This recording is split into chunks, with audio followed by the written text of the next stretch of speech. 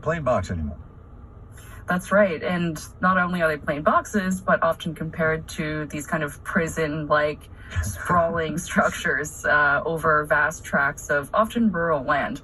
What's happening now, as you rightly mentioned, AI is one of the factors that's pushing these data centers higher, especially in these urban locales. So cities like New York and Chicago, they're getting a lot higher and kind of starting to look like the skyscrapers that surround them. Is there a technical reason why you'd want your data center to be in the urban center?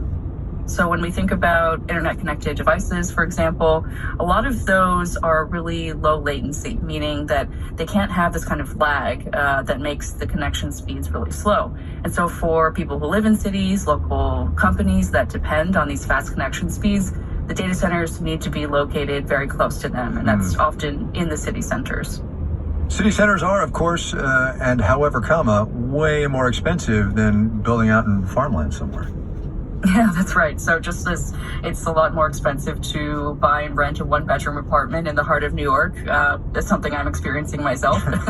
It's a lot cheaper to have the vast acres of land in a rural area. So data center developers are thinking about those same economics, where they're very land constrained in places like New York and Chicago, but they still need the same sort of power density and power requirements, and so they're building up.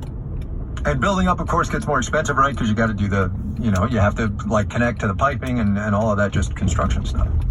Exactly. Costs like the cement to build the data centers higher, the cost of copper piping, the cost of equipment, all of these things developers have to take into account, but at the same time, they need to provide the same or more amount of power. This is kind of a loosey-goosey question, but are data centers good neighbors, if you know what I mean? I mean, if you build one like in Park Slope, Brooklyn, or downtown Manhattan where, all the lofts are or whatever, is that a pain in the butt for the people who live nearby?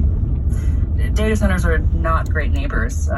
That's especially felt in suburban areas where in the past 2 years, these high-rise data centers have really started pushing out to. And so that's where you see a lot of this kind of not in my backyard, these protests, and because data centers are loud, they produce a lot of noise. And also if you live in a desert environment like Phoenix, you don't want data centers to be sucking up local resources like water. But in cities, we're friendlier, I would say, with data centers. They're not quite the kind of hulking beasts that they are in the suburbs and beyond. They're really more like kind of slick urban dwellers because they often have these nice looking facades. They might have a green exterior, green walls, maybe even a greenhouse on the roof. So the look and feel of these data centers is changing too. And honestly, we should all just get used to it because it's not like computing needs are going to go down anytime soon. That's right. They are expected to increase exponentially, largely driven by AI over the next decade and more.